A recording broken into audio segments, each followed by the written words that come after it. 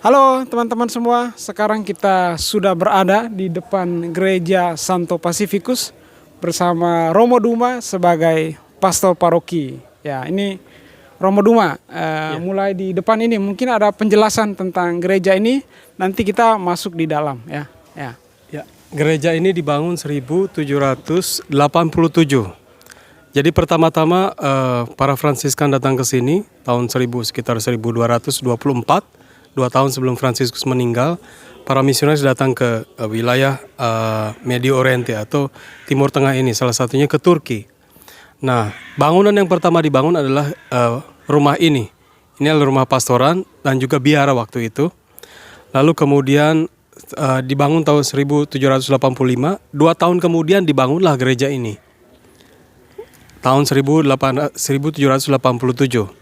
dan dinamakan Santo Pacificus, seorang santo yang berasal dari Italia, dari wilayah Marke, yang kebetulan dia dibeatifikasi setahun sebelum pembangunan gereja ini, 1786. Nah, mungkin pada saat itu pembangunnya seorang Fransiskan dan kemudian memberi nama gereja ini Santo Pacificus. Dia adalah seorang, boleh dikatakan mistik, tetapi juga seorang pengkhotbah, seorang yang mempunyai anugerah visi profetik. Dia waktu itu memperkirakan kemenangan seorang raja terhadap tentara Turki yang pada saat itu merangsek Eropa. Dan kemudian juga dia dianugerahi mampu karena anugerah Allah, mampu untuk membuat mujizat atas nama Allah. Ya. Teman-teman, nanti kita akan masuk ke dalam gereja. Di sana ada banyak hal yang kita lihat dan sangat menarik. Ayo, mari kita masuk. Selamat datang, Hoş geldiniz. Artinya selamat datang. Apa tadi Romo Duma? Hoş geldin itu selamat datang dalam bahasa Hoş geldiniz. Itu artinya selamat datang. Mari kita masuk dalam gereja. Ya, ini sebelum masuk kita ada di jadwal. Namanya Santo Pacifico 1886. Dibangunnya dan kemudian setahun kemudian baru selesai 1887. Lalu ada misa hari Selasa di sini jam 11. Lalu hari Sabtu jam 19 itu dalam bahasa Italia. Lalu hari Minggu dan hari-hari raya lain jam 11. Biasanya begitu. Ya. Selama musim dingin hanya gereja ini yang terbuka. Di tempat di pulau ini ada beberapa gereja Armenia Katolik, ada Ortodoks, ada juga sinagoga orang Yahudi, dan ada juga gereja denominasi lain, begitu. Sekalian, kita sudah berada di gereja, persisnya di depan patung Santo Antonius dari Padua. Tadi saya dengar Romo Duma cerita bahwa rupanya di depan patung Santo Antonius ini bukan hanya orang Katolik, tapi juga saudari-saudara kita yang Muslim berdoa di sini. Kita dengar penjelasan Romo Duma, kenapa kok saudari-saudara kita yang Muslim berdoa di tempat ini?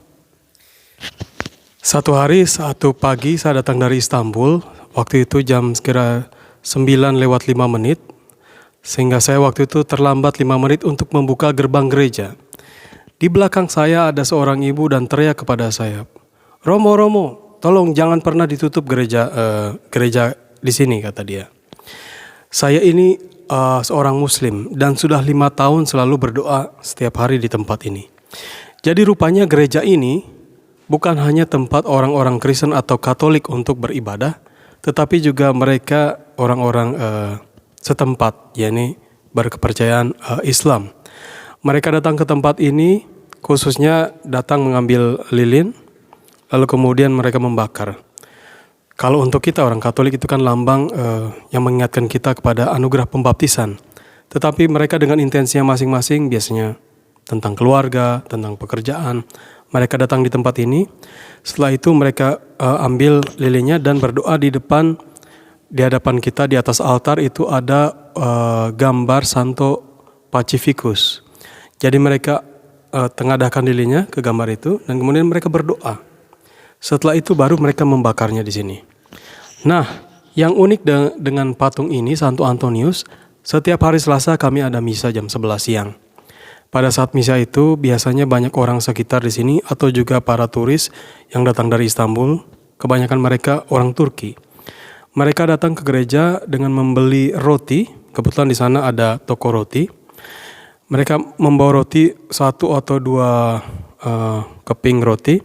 Lalu rotinya itu diletakkan di tempat ini. Dan mereka ambil secuil roti itu setelah mereka berdoa. Dan biasanya menurut tradisi, roti itu pada sore hari akan diberikan kepada orang yang membutuhkan. Begitu. Tidak hanya roti, tetapi juga minyak goreng untuk masak, atau kalau enggak itu seperti kita kacang-kacangan itu untuk dimasak sebagai sayur. Jadi mereka datang ke tempat Santo Antonius, mereka sentuh patungnya, lalu juga sentuh patung Santa Rita di sana, begitu. Dan setelah itu mereka akan berkeliling, mengelilingi bangunan gereja ini sambil berdoa, dipusatkan di depan altar. Dan mereka berdoa lalu kembali lagi ke tempat ini. Begitu seterusnya. Terima kasih, ini sangat menarik ya teman-teman. Romo Duma ini kan ada juga selain tadi ya, umat Islam itu mereka berdoa di Santo Antonius dari Padua, mereka membuat gerak seperti Santo Pacificus ya. Kalau gerak itu apa? Maksudnya keyakinan apa yang membuat mereka meniru gerakan itu? Ya, buat mereka mungkin karena ini orang suci, lalu kemudian apapun yang dilakukan orang suci itu mereka akan lakukan. Dan kebetulan kan di gambar itu Santo Pacificus menghadap ke langit. Dan kita tahu kalau kita menghadap ke langit itu berarti kita menghadap kepada Tuhan sendiri. Itu. Terima kasih penjelasannya Romo Duma. Teman-teman sekalian, semoga dengan penjelasan ini memberi inspirasi kepada kita.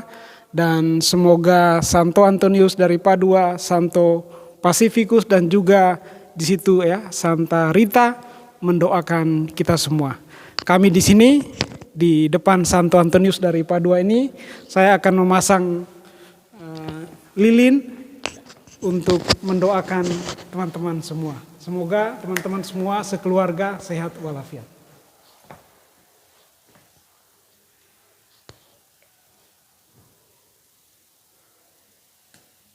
Salam kasih dari kami, Tuhan memberkati kita semua.